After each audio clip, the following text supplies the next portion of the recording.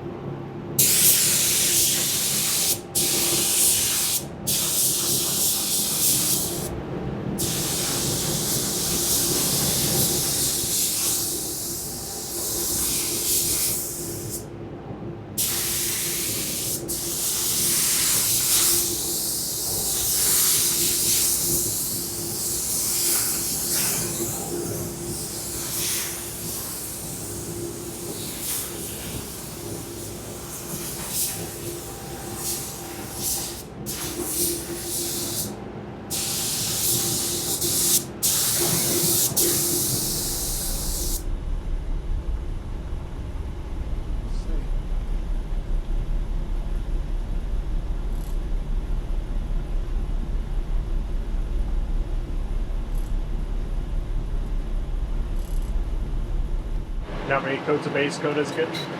Should be 4 coats of base. We'll do 2 coats. Then we'll go in there and kind of denib our base coat with 1000 grit. Then 2 more coats. Ready for clear, our favorite color. And how many coats of clear do you think it'll have? 5 coats.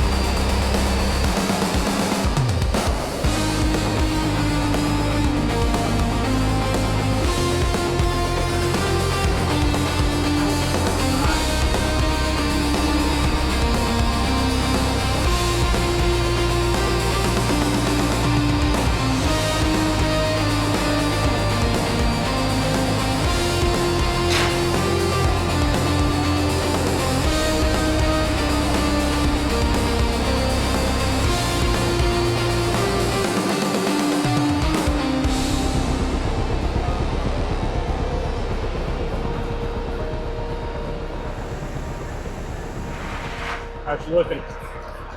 Running good so far. On 1000 grit, got 1, 2, 3, 4 more grits to go after this before we buff it.